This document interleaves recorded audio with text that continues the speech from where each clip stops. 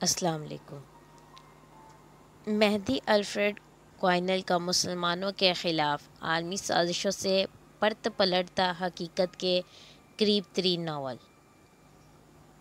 ہم جو ناول آپ کے سامنے پیش کر رہے ہیں اس کے ناشر معاذ حسن ہاشمی، جو خود 500 کتابوں کے مصنف اور اتنی ہی کتابوں کے ترجمے کر چکے ہیں، وہ اس ناول کے بارے میں کہتے ہیں: جن لوگوں نے 80 کی دہائی کا زمانہ دیکھا ہے اور جو اس وقت حالات حاضرہ سے دلچسپی رکھتے تھے، اگر ان سے پوچھا جائے کہ اس زمانے کی اور آج کی خبری شاہ سرخیوں میں کیا فرق ہے، تو وہ آپ کو بتائیں گے کہ کوئی فرق نہیں، صرف نام بدل گئے ہیں، حالات ویسے ہی ہیں۔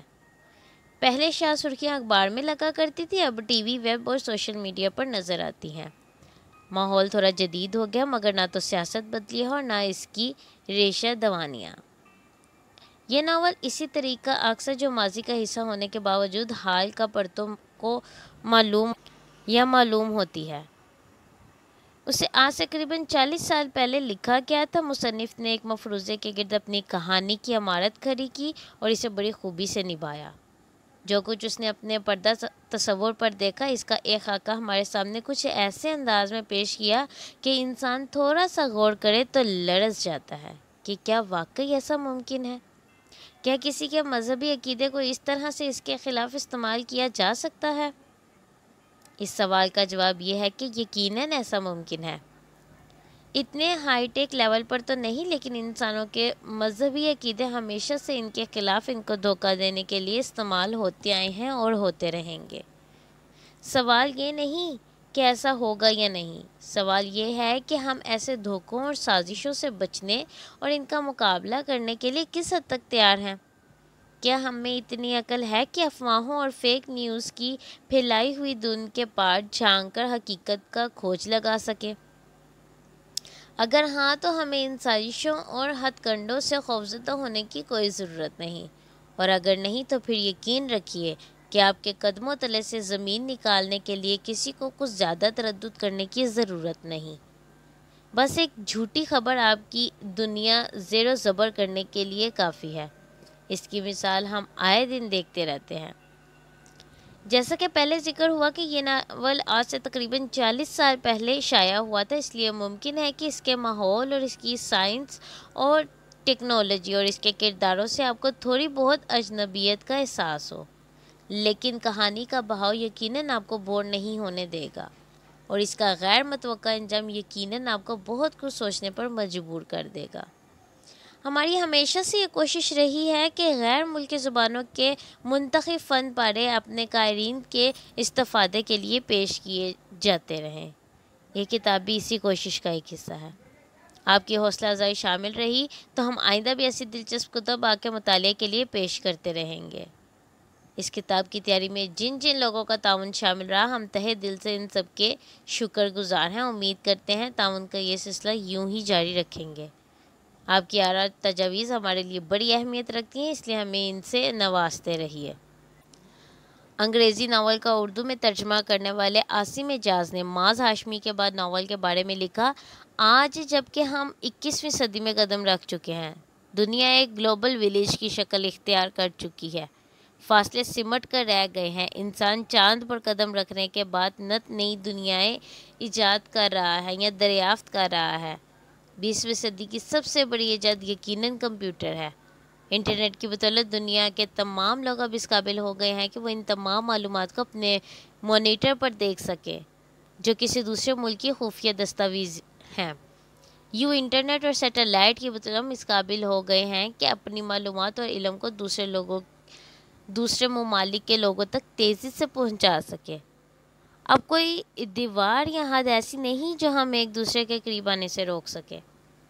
ایک طرف جبکہ دنیا بڑی تیزی سے ترقی کر رہی ہے، ہمارے اپنے وطن پاکستان کے حالات نہایت افسوسناک صورتحال پیش کر رہے ہیں۔ اگرچہ بعض میدانوں میں ہم نے 50 سال میں خاصی کامیابیاں سمیٹی ہیں، لیکن پھر بھی ہم ابھی تک بہت سے میدانوں میں دوسرے ممالک سے کہیں پیچھے ہیں۔ دنیا کے 180 ممالک میں سے ہمارا ملک شاید 135ویں نمبر پر ہے۔ ہمارے ملک کی پسماندگی کی بہت سی وجوہات میں سے ایک وجہ یہاں کے لوگوں میں تعلیم کی کمی ہے۔ یہ تعلیم کی کمی ہی ہے جس نے ہمیں دوسروں کے زیر نگیں بنا دیا۔ ہمارے ہاں تعلیم کی حقیقی شرح تناسب اس وقت غالباً 20% کے آس پاس ہے، بلکہ اس وقت غالباً 20% کے آس پاس ہے۔ ان 20% میں سے بھی شاید 2-2.5% ایسے لوگ ہوں گے جو کہ انگریزی زبان کی شد مد رکھتے ہوں یا کوئی سوجھ بوجھ رکھتے ہوں۔ میرا قلم اٹھانے کا مقصد صرف یہی تھا کہ میں اپنے قائرین تک وہ تمام معلومات پہنچا سکوں جن سے وہ اپنی کم تعلیمی قابلیت کی وجہ سے استفادہ نہ کر سکے ہوں۔ اسی لیے میں نے بطور رائٹر اپنے لیے ترجمے کا میدان منتخب کیا۔ میری پہلی کاوش شریف لٹیرے جو کہ جناب شاہد الرحمان صاحب کی انگریزی کتاب ہو اونس پاکستان کا اردو ترجمہ تھی۔ اسی سلسلے کی پہلی کڑی تھی۔ میری اس کاوش کو آپ لوگوں نے پذیرائی بخشی جس کے لیے میں آپ کا بےحد ممنون ہوں۔ آپ کی اس پذیرائی نے جہاں مجھ نہ چیز کو پسندیدگی کا اعزاز بخشا، وہیں آپ نے میرے لیے ایک کرا معیار بھی پیدا کیا، کیونکہ میرے لیے یہ طے کرنا مشکل ہو گیا کہ میں اب آپ لوگوں کے سامنے آخر وہ کون سی تخلیق لاؤں جسے اگر شریف لٹیرے سے بڑھ کر نہ صحیح تو کم از کم اس کے برابر آپ لوگوں کی پذیرائی مل سکے۔ مشکل کی اس گھڑی میں میرے دوست جناب عامر شہزاد چودھری نے میرے لیے امید کی ایک نئی شمع روشن کی۔ انہوں نے پہلے تو خود الفریڈ کوائنل کے ناول مہدی کا مطالعہ کیا، اس کے بعد اس ناول کو میرے لیے چنا، اور یہ انہی کی تجویز تھی کہ میں اس معیاری انگریزی ناول کو پہلی بار اردو زبان کے قلب میں ڈھالوں۔ الفریڈ کوائنل انگریزی ادب میں ایک بڑا نام ہے۔ مذکورہ ناول مہدی سے پہلے انہوں نے دنیا بھر میں سب سے زیادہ بکنے والی کتاب مین آن فائر لکھی تھی۔ ان کے اس ناول مہدی کو بھی دنیا بھر میں شہرت حاصل ہوئی ہے۔ اس لیے جب میں نے مہدی کا مطالعہ شروع کیا تو اس کا ہر لفظ میرے اندر اپنی جگہ بناتا گیا۔ اسی وجہ سے جب میں نے مہدی کو اردو زبان میں لکھنا شروع کیا تو مجھے یہ احساس تک نہ ہو سکا کہ میں نے کب اس ناول کا ترجمہ شروع کیا اور کب ختم کیا۔ ناول مہدی بنیادی طور پر محض ایک ناول نہیں ہے، بلکہ حقیقت میں یہ ہمیں ہمارے حوالے سے مغربی میڈیا میں شائع شدہ مواد سے آگاہ بھی کرتا ہے۔ ناول ہمیں یہ بھی بتاتا ہے کہ ان لوگوں کے ذہن میں ہمارے حوالے سے کیا منصوبے ہیں، کن کن طریقوں سے یہ ہمیں قابو میں رکھ سکتے ہیں۔ سازشوں کا یہ جال کوئی نیا نہیں، بلکہ اس کی کڑیاں صدیوں پہلے غرناطہ اور اندلس پر مسلمانوں کے قبضے سے جڑی ہوئی ہیں۔ صدیوں پہلے کھانے والی اپنی شکستوں کو وہ لوگ آج تک نہیں بھول سکے۔ کبھی انہوں نے ابن القمی کو ذریعہ بنایا تو کبھی لارنس آف عربیہ کو۔ ان کے اس ناول مہدی کو بھی دنیا بھر میں شہرت حاصل ہوئی ہے۔ اسی لیے جب میں نے مہدی کا مطالعہ شروع کیا تو میں نے دل و جان سے اس کے اوپر کام کیا۔ مسلمانوں کے انتشار نے انہیں مزید اس قابل بنا دیا کہ وہ آہستہ آہستہ ہم لوگوں پر اپنی گرفت مضبوط کرتے جائیں۔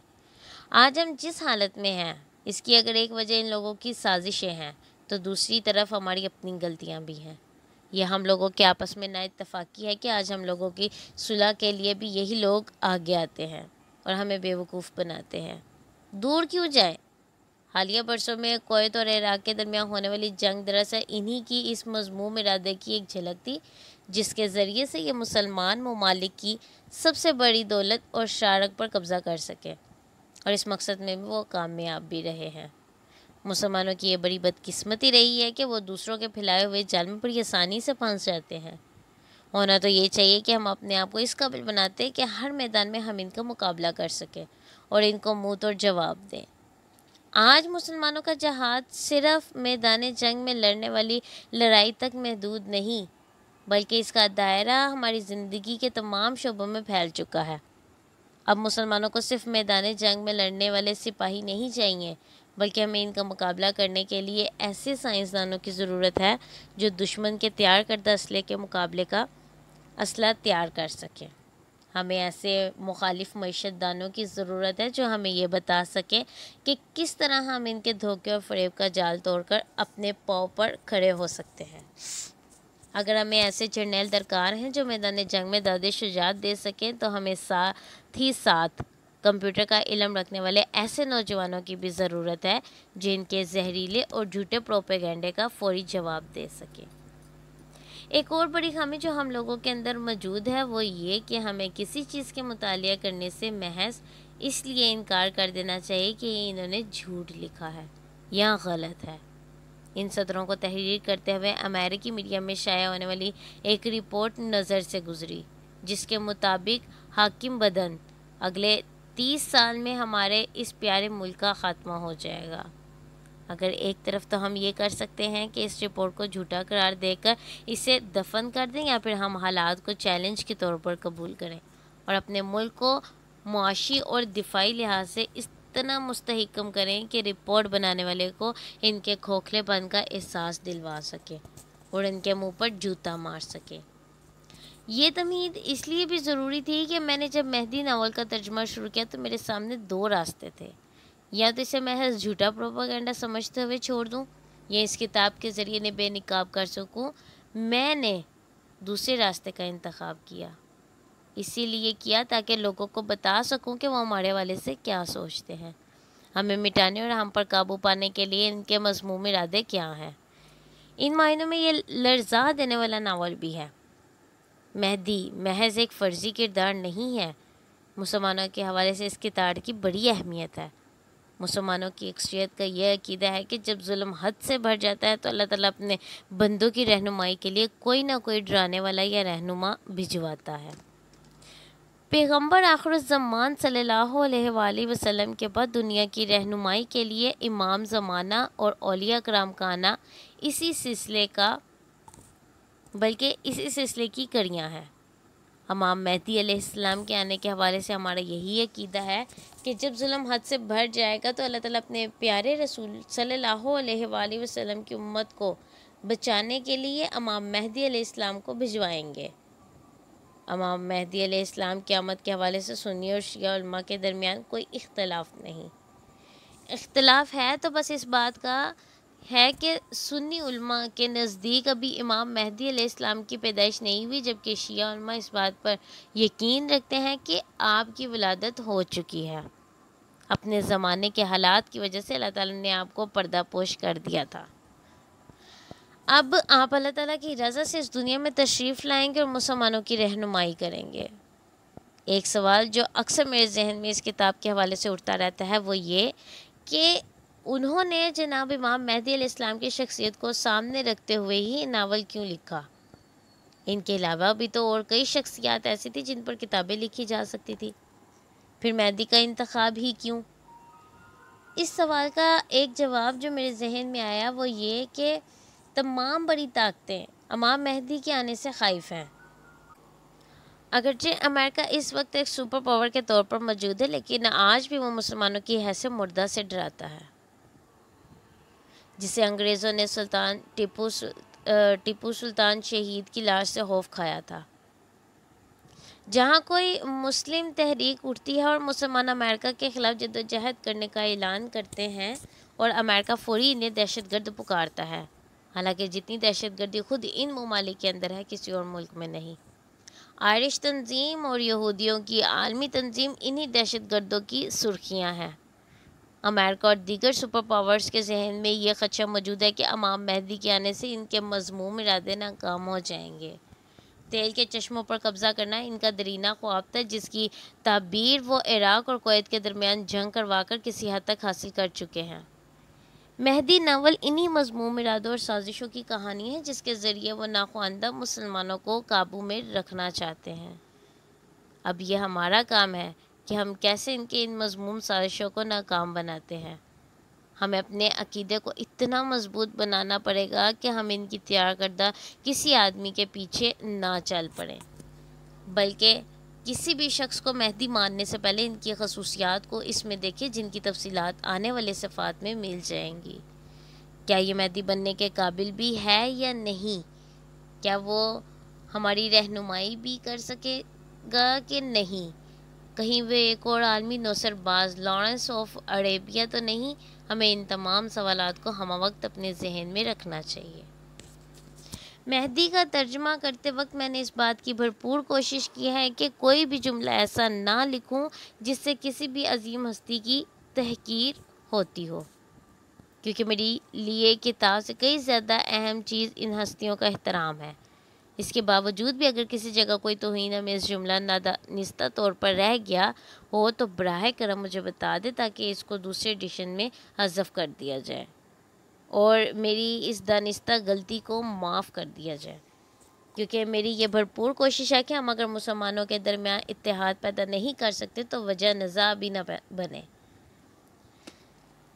اس کتاب کے ترجمے کے دوران مجھے مختلف لوگوں کا تعاون اور رہنمائی حاصل رہی ہے، خصوصاً جناب عامر شہزاد چودھری کا، جنہوں نے نہ صرف مجھے یہ ناول دیا بلکہ وقتاً فوقتاً میری رہنمائی بھی کی۔